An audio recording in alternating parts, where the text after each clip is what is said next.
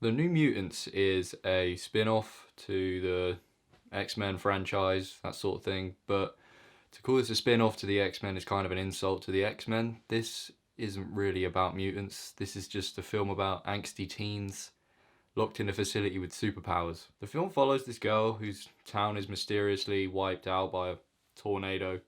And she wakes up in some facility with some creepy ass doctor. And then she's introduced to four other teens who also have powers. And they hit all the cliches for teens in this movie. You got the bitch, you got the guy who thinks he's a player, you got the guy who's just a loser, and then you got the person who's really nice to the new girl. There you go. There's your stereotypes. And that's pretty much your film for about an hour and 15 minutes. That's your film. This is a 93-minute movie, and nothing really happens, despite how short it is. You know, they really needed to get cracking on with what they needed to tell in 93 minutes.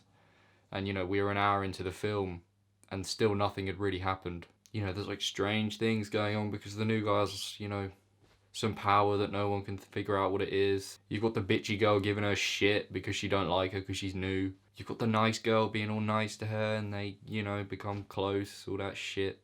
And of course all five of them just want to rebel against the doctor person who you can tell from the start she's bullshitting. Like, it doesn't take a fucking genius to figure out that the whole thing is a sham from the very start.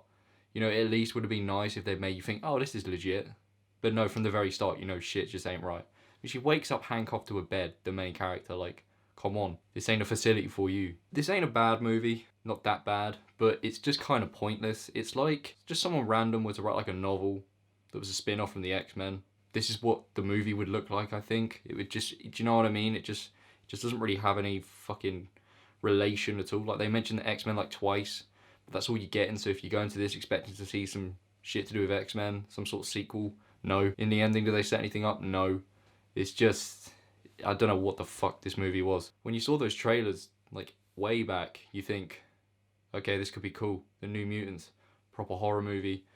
But, you know, when I saw the runtime was 93 minutes, that just fucking worried me completely because I was like, you know, it's not really going to be the movie we were all expecting. And that original teaser was cool. And then I saw the updated trailer and I was like, nah, this just doesn't look like what we wanted. And it wasn't. It really wasn't what we wanted. Like I said, for about an hour 15, nothing really happens. It's just these teens messing about, going through their emotions, all that crap. And then you get to the end and, you know, like, you get your boss fight, which, oh my god. When, you know, I'm just going to get into spoiler territory here, because I need to explain how fucking stupid this is. So the new girl, her power, you know, the mutants have other powers, like one can, there's always a flame guy in every fucking movie. This guy can turn into fire, you know, not like they already did that in Fantastic Four, I don't know what that's about. You got some dude who's like Iron Man without the suit, he can just fly really fast, and yeah, that's pretty much it. The bitchy girl can, her arm goes metal, she gets a sword that's like a lightsaber. And then the other girl's a werewolf. So those are your four, you know, the teens already in there, that's their powers. The new girl's power is that she can make people experience their nightmare over and over again. She like brings people's nightmares to life and then they can kill you in the real world. It's a shit power, innit? Like, how the fuck are you gonna use that when you're in battle? I don't really know. But yeah, so the big boss fight is this girl. I don't even know her name. I've completely forgotten everyone's name in this movie, in all honesty. But this girl, her nightmare comes true and it's a big bear. It's a big CG bear with red glowing eyes, and it just comes to fuck shit up. That's your movie. That's your big boss villain. And when that, you know, building up, I was like, okay, hopefully we get a cool finale here. Hopefully this movie, you know, does what it needs to do. No. No. Big fucking bear comes through. And damn, man. What the fuck? It just, see how, like, bemused I am? That was what they came up with. That was what they decided on when they were drafting this. They were like, what should happen at the end? A big bear in the big blue house. And, you know, this movie's cringe. It's so cringe sometimes. The dialogue. You can tell someone middle-aged wrote this shit because they think this is what teenagers say.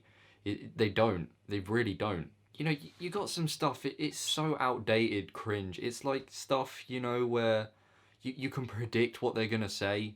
I literally had that at the end. They said a line, and then I said what I knew they were gonna say next, and they said it, and I wasn't even surprised because it's so fucking predictable. And yeah, you got stuff where they look dead at the camera like, I know. And it's like, shut the so cringe, man. It's like that goosebump cringe, shiver cringe. That's what the cringe was. And as I was talking about the bear, I know this review's a mess. So I'm like bouncing back and forth, but the movie was fucking a mess, in all honesty. The way she defeats this big ass bear, she gets confidence. She goes, yeah, I can do this. I can do this. She gets some confidence. She looks the bear in the eye. She says, no, I'm not scared of you anymore. Go away. Go. And the bear's like, that's your ending.